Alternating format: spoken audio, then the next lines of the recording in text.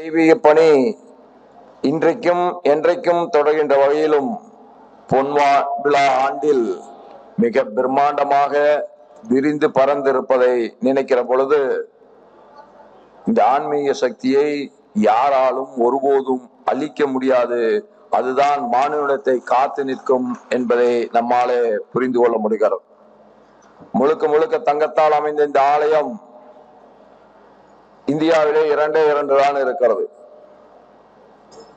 ஒன்று பஞ்சாபில் உள்ள சீக்கியர்களின் வழிபாட்டு ஸ்தலமான பொற்கோவில், இரண்டாவது நம்முடைய ஸ்ரீபுரம் பொற்கோயிலில் 100 ஏக்கர் பளவில் அமைந்துள்ள இந்த அன்னை ஸ்ரீ நாராயணி அம்மனுடைய மகா மண்டபம்.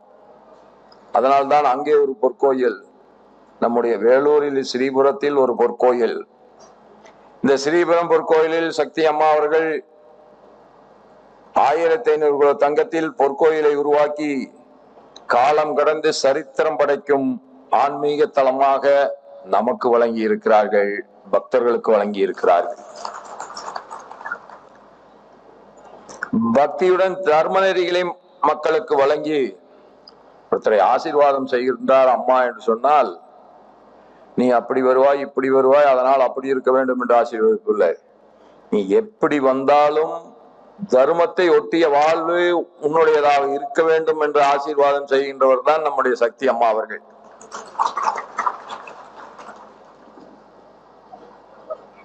தர்ம சிந்தனை இல்லாமல் எந்த இடத்திலும் தெய்வீக சக்தி இருக்கும் என்று யாராலும் எண்ண முடியாது. தர்ம சக்தியும் தெய்வீக சக்தியும் ஒன்றுதான். அந்த வகையில் மாணவர்கள் படிப்பதற்கு அம்மா அவர்கள் உதவுகிறார்கள்.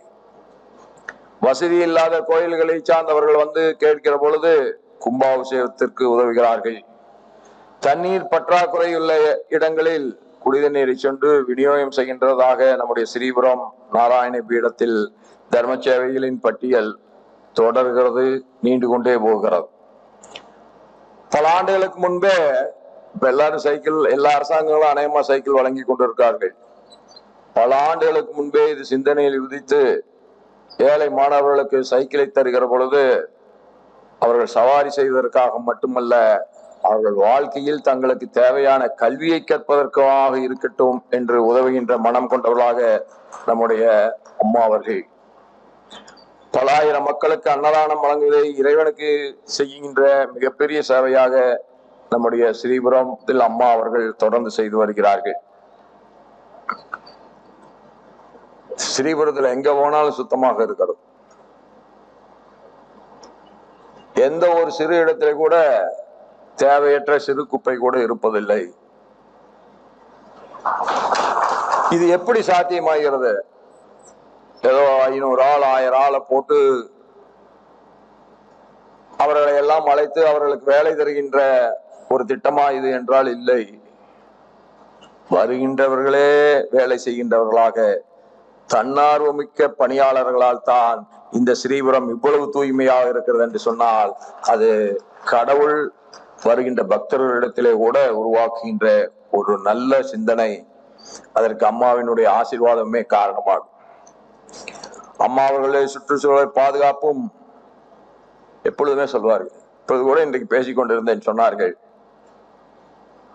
1000 மரங்கள் ஒரு இடத்திலே இருக்கும் என்று சொன்னால் அந்த இடத்திலே அமைதி இருக்கும், தெய்வீக உணர்வு இருக்கும் என்று சொன்னார்கள்.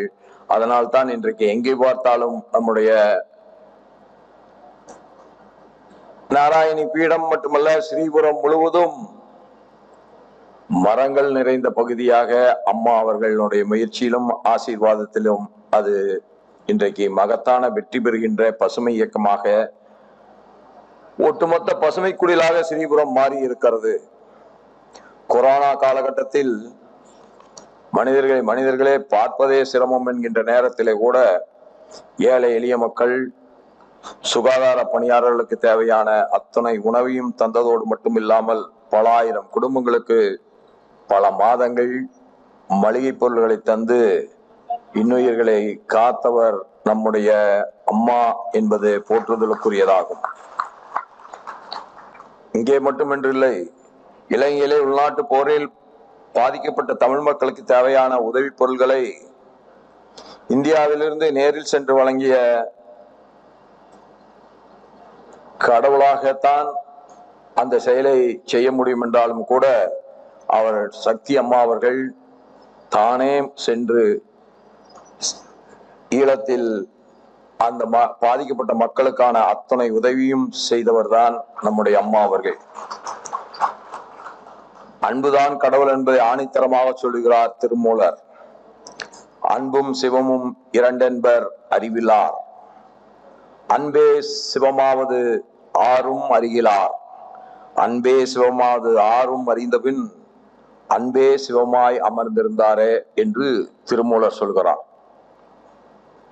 அன்பு வேறு சிவம் வேறு, இரண்டும் ஒன்றல்ல வேறு வேறு என்று சொல்பவர்கள் சிந்திக்க தெரியாத மனிதர்கள் என்று திருமூலர் சொல்கிறார்.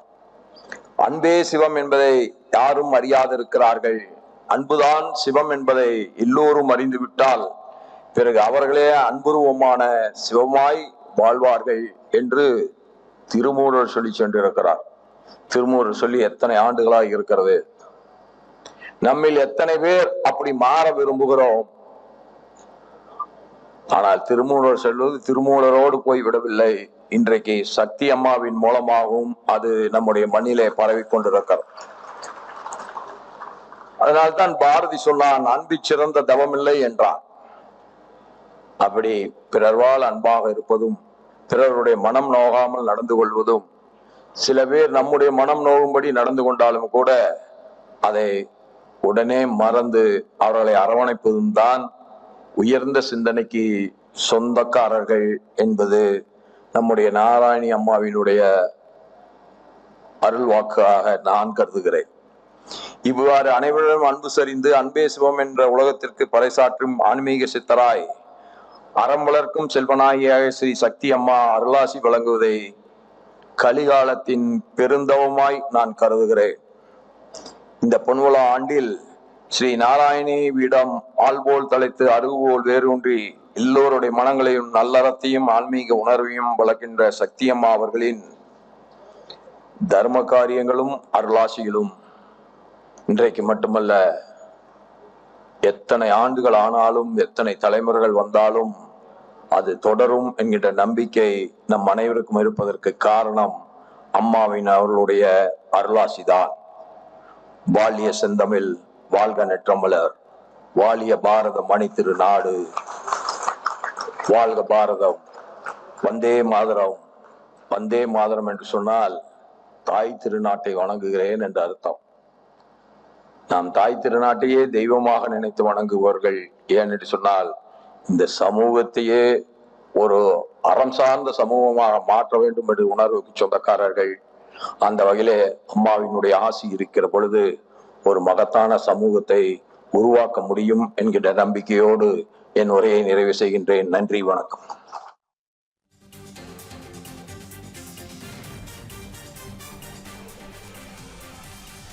வேலூர் ஸ்ரீபுரம் பொற்கோயில் பீடாதிபதி சக்தி அம்மாவின் 50வது பிறந்தநாள் விழாவில் குடியரசு துணைத் தலைவர் CP ராதாகிருஷ்ணன் கலந்து கொண்டு உரையாற்றிய காட்சிகளை பார்த்தோம்.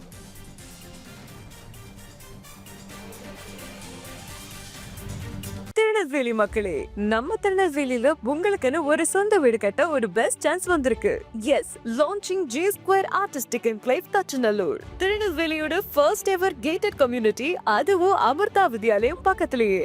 நம்ம G Squareல மட்டும்தான் no middle man, so no extra charges. அதனாலேயே market price 30 lakhs per cent இருக்கும்போது G Square பிரைஸ் ஒரு சென்ட்டுக்கு வெறும் 6.9 lakhsல கொடுக்க முடியுது. திருநெல்வேலியில எங்க வேணா தேடி பாருங்க, இதை விட கம்மியான பிரைஸ்ல இவ்ளோ தரமான கம்யூனிட்டி கிடைக்க வாய்ப்பே இல்ல. சோ சான்ஸ் மிஸ் பண்ணாம இன்னைக்கே உங்க பிளாட்டை புக் பண்ணிருங்க. G Square Artistic Enclave,